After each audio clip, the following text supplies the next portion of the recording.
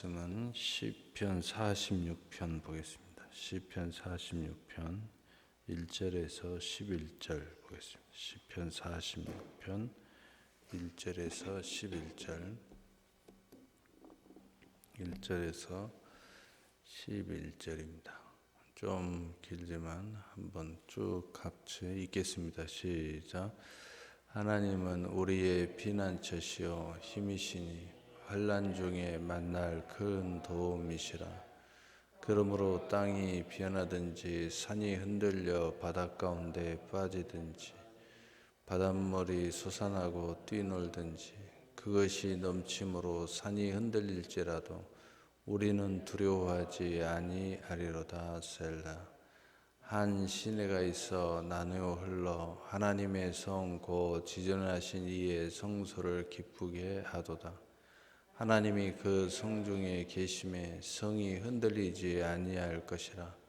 새벽에 하나님이 도우시리로다. 모든 나라가 떠들며 왕국이 흔들렸더니 그가 소리를 내심에 땅이 녹았도다. 만군의 여호와께서 우리와 함께 하시니 야곱의 하나님은 우리의 피난처시로다. 셀라. 와서 여호와의 행적을 볼지어다. 그가 땅을 황부지로 만드셨도다. 그가 땅 끝까지 전쟁을 쉬게 하시며 활을 꺾고 창을 끊으며 수레를 불사르도다. 이르시기를 너희는 가만히 있어 내가 하나님 됨을 알지어다. 내가 문 나라 중에 높임을 받으리라. 내가 세계 중에 높임을 받으리라 하시도다. 만군의 여호와께서 우리와 함께 하시니 야곱의 하나님은 우리의 피난처시로다. 셀라. 아멘. 어디에서 어디 예배 오직 전도 복음의 능력의 사람이 되자. 할렐루야. 너희는 가만히 있어 하나님 됨을 알지어다.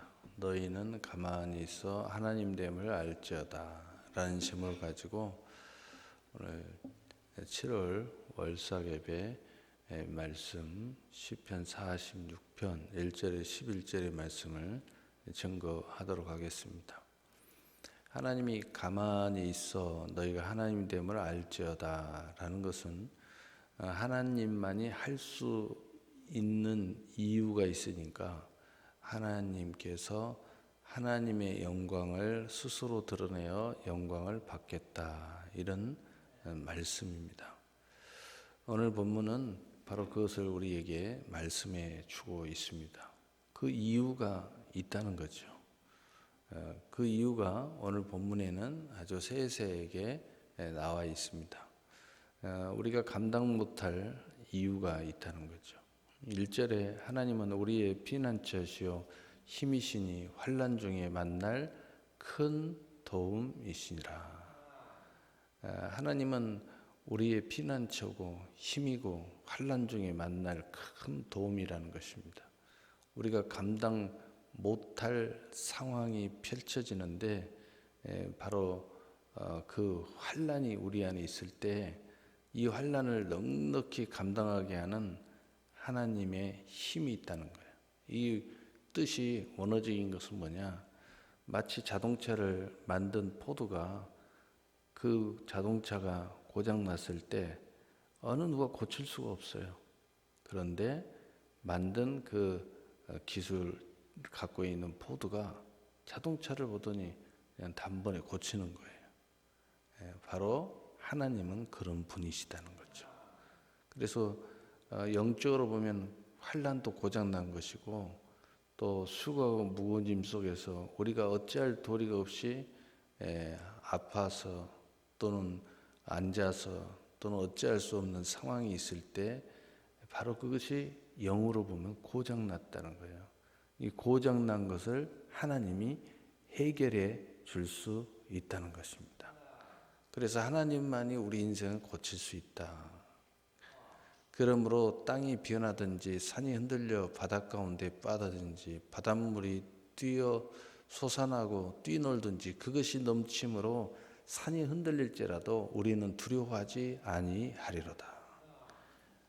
내가 건강하게 살아야 할 내가 완전히 내 육신이 뒤집어지고 또 내 삶이 하나님의 약속 속에서 살아야 할 내가 삶이 완전히 막 뒤집어지고 또 온 세계가 마치 나를 위해서 존재하는 것처럼 환희가 있고 축복이 있는 이 세상이 완전히 뒤집어져 가지고 두려움을 주고 공포를 주고 하는 그런 상황이랄지라도 하나님이 이것을 고칠 수 있다는 거예요.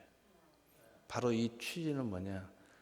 풍랑이 이를 때 제자들이 두려워 떨 때 예수님께서 말씀하시기를 풍랑아 잠잠하라 하니까 풍랑이 잠잠해진지라. 하나님은 이렇게 우리 인생의 정상적인 메커니즘이 무너져 버린 것을 단번에 고치신다는 거예요. 4절에 한 시내가 있어 나누어 흘러 하나님의 성 지존하신 이의 성소를 기쁘게 하도다. 하나님께서 항상 계시는 곳이 하나님의 성소라고 그러죠. 그런데 바로 한 시내가 있어 나누어 흘러 하나님의 성 곧 지존하신 이의 성소를 기쁘게 한다는 거예요. 무슨 이야기냐? 하나님이 하나님의 교회의 기쁨도 하나님부터 내려온 생수로부터 은혜로부터 시작되고 그것으로 말미암아 그 기쁨이 가득 찬다는 거예요. 우리가 하는 게 아니라는 겁니다. 바로 하나님을 의뢰하고 또 하나님께 호소하고 또 하나님의 성소에 우리의 마음의 소원을 둘 때 우리가 이 하나님의 교회 안에서 기쁨으로 하나님께 노래하고 찬송을 돌리게 된다는 것입니다. 5절에 하나님이 그 성중에 계심의 성이 흔들리지 아니할 것이라 새벽에 하나님이 도우시리로다. 하나님이 성에 계시고 또 우리 마음에 계시고 또 어디든 계시면은 바로 그곳은 절대로 견고한 하나님의 도성이 된다는 것입니다. 이 성이라고 표현한 것은 뭐냐? 우리가 생각할 때에 우리 스스로 이 정도면 나는 틀림이 없어. 예수님 비유로 이야기했죠. 땅에 이 재물을 쌓아오는 자들아, 이제 나는 이 세상에서 이만큼 쌓았으니까 나는 행복하게 살 거야. 이를 부리라 하는 자들아, 오늘 밤에 내 영혼을 하나님께서 찾으시면 이 재물이 누구시 되겠느냐? 종과 동록이 쓸지 않는 하늘의 창고에 쌓아두라. 어떤 사람은 그 성이 돈이라고 생각하는 사람이 있어요. 어떤 사람은 권세라고 생각하는 사람이 있어요. 어떤 사람은 건강이라고 생각하는 사람이 있어요. 그러나 그 성 중심에 하나님이 계시지 아니하면 아무 쓸모도 없다는 것입니다. 그러나 그 중심에 하나님이 계시면 바로 그것이 진짜 도성이 되간다는 거예요. 그런데 하나님은 새벽에 도우시리로다 하는 것은 이 세상의 가장 시작 바로 그 시간에 하나님만이 하실 수 있다는 것입니다. 어느 누구가 그 도성을 중심을 견고하게 만들 수 있겠느냐? 하나님만이 하실 수 있다는 거예요. 그래서 우리가 오늘 이 시간에도 이렇게 새벽에 나와서 하나님 앞에 예배하고 한 달을 새롭게 시작하면서 하나님의 은혜를 구하고 있는 줄로 믿습니다. 너희가 은혜를 구하는 자는 은혜의 보좌 앞에 담대히 나올지니라 라고 말씀하신 거죠. 6절에 나라가 떠들며 왕국이 흔들렸더니 그가 소리를 내심에 땅이 녹았도다. 하나님께서 역사적으로 보라는 것입니다. 하나님께서 모든 것들이 흔들리듯 이스라엘 백성들이 출애굽을 하고 그리고 홍해를 가르고 애국 군대가 홍해에 수장돼서 그리고 승리의 제가를 불었더니 그 순간에 그 소식이 온 세상에 울려 퍼졌습니다. 그래서 성경에 뭐라고 써 있어요?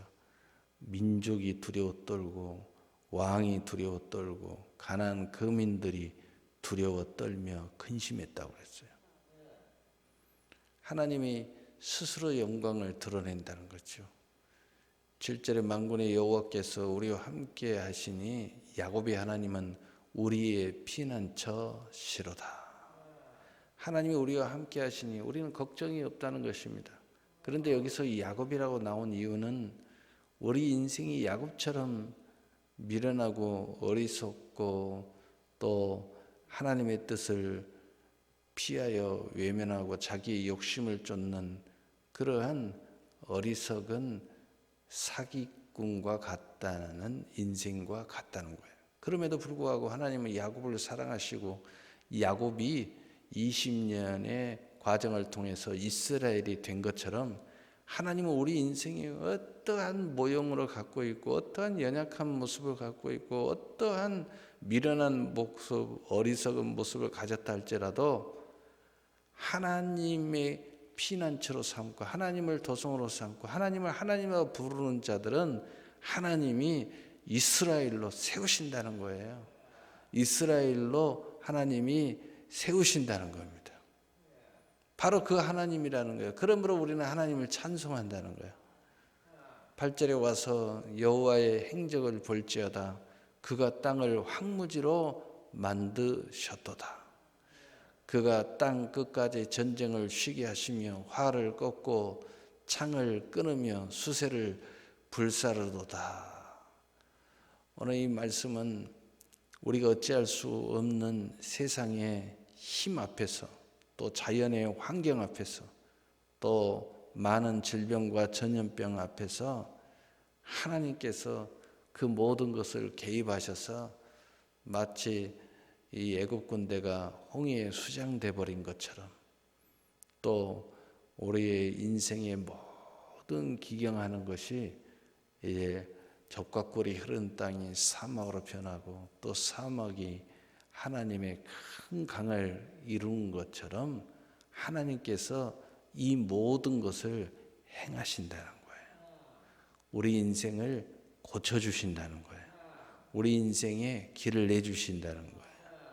그래서 10절에 이르기를 너희는 가만히 있어 내가 하나님 됨을 알지어다. 내가 묻 나라 중에 높임을 받으리라 내가 세계 중에 높임을 받으리라 하시도다. 여기서 너희는 가만히 있으라는 것은 여러 가지 이유가 있죠. 우리가 어찌할 수 없을 때 너희는 가만히 있으라는 거예요. 그러니까 우리는 어떤 상황에 처하면은 뭔가 가만히 있을 수가 없어요. 가만히 있을 때는요, 정말 그 성숙한 사람만이 가만히 있거나 또는 죽은 사람이 가만히 있거나 그러나 보통 사람들은 우왕좌왕 하는 거죠. 어린아이일수록 더 뛰고 이리저리 하는 거죠. 그런 하나님은 가만히 있으라는 거예요. 그래서 우리가 영적으로 볼 때는 내가 내 나의 믿음을 가지고 내가 알고 있는 방법을 가지고 이렇게 또 해보고 저렇게도 해보고 가만히 있을 수 없어. 손으로라도 구를 파야지 하고 파댄다는 거죠.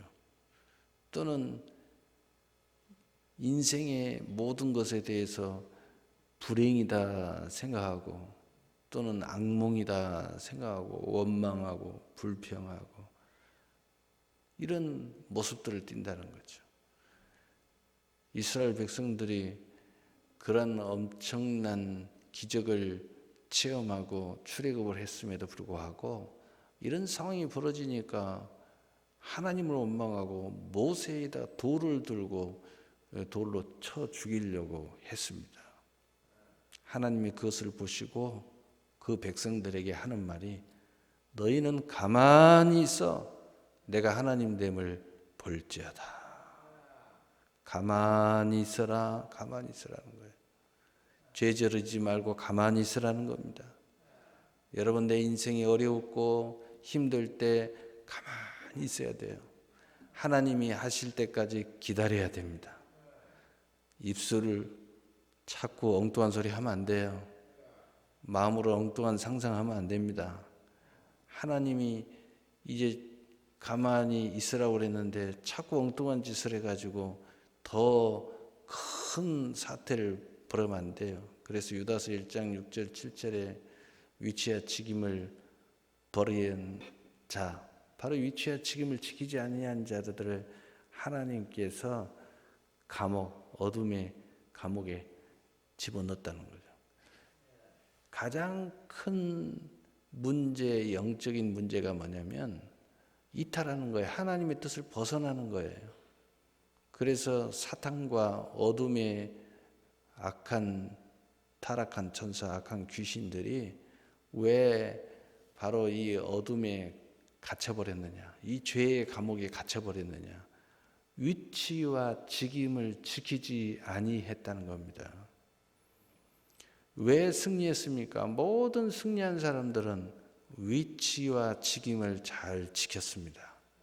그리고 하나님이 하나님됨을 알게 하기까지 기다릴 줄 알았어요. 그래서 믿음의 절정은 뭐냐? 기다림이에요. 그래서 승리의 9가지 열매 중에 인내가 있고 오래 참음이 있어요. 그래서 성경의 야고보서 또 1장도 그렇고 히브리서 10장도 그렇고 하나님의 약속을 위해서는 기다리라는 겁니다. 상을 얻기 위해서는 인내가 필요하다는 것입니다. 하나님은 뒤로 물러서는 자를 기뻐하지 아니한다는 것입니다. 우리는 뒤로 물러가 침륜에 빠질 자가 아니요 오직 믿음으로 구원을 얻을 자라고 말씀하고 있는 것입니다. 그러므로 가만히 있어야 돼요. 내가 어찌할 수 없을 때는 가만히 있어서 하나님의 영광을 드러내는 것을 우리가 봐야 되는 것입니다. 그래야 마지막 승자가 되는 것입니다. 하나님은 스스로 하나님됨을 알게 하시고 스스로 자기 스스로를 높이시고 자기 스스로 영광 받으시는 분임을 믿으시기를 바랍니다. 11절에 이 만군의 여호와께서 우리와 함께 하시니 야곱의 하나님은 우리의 피난처시로다. 다시 한번 고백합니다. 만군의 여호와께서 우리와 함께 하시니 야곱의 하나님은 우리의 피난처시로다. 우리가 사탄에게 공격받는 야곱, 율법 앞에 정죄받는 야곱, 우리의 신앙의 양심 앞에 무너지는 연약한 야곱이라 할지라도 만군의 여호와 하나님이 우리와 함께 하시기를 원하신다는 것입니다. 우리를 사랑하신다는 거예요. 우리를 통하여 하나님이 영광 받으시기를 원하신다는 거예요. 그러므로 우리는 이 세상에 그 어떤 것이 피난처가 아니고 어떤 권능이 도성이 아니고 여호와 하나님이 나의 피난처요 나의 도성이 된다는 거예요. 그러므로 우리는 이러한 믿음을 고백할 때에 하나님께서 이제 말씀하시는 너희는 잠잠히 있어 내가 하나님됨을 알지어다 하는 이런 영광의 7월이 되시기를 예수님의 이름으로 축복합니다. 사랑의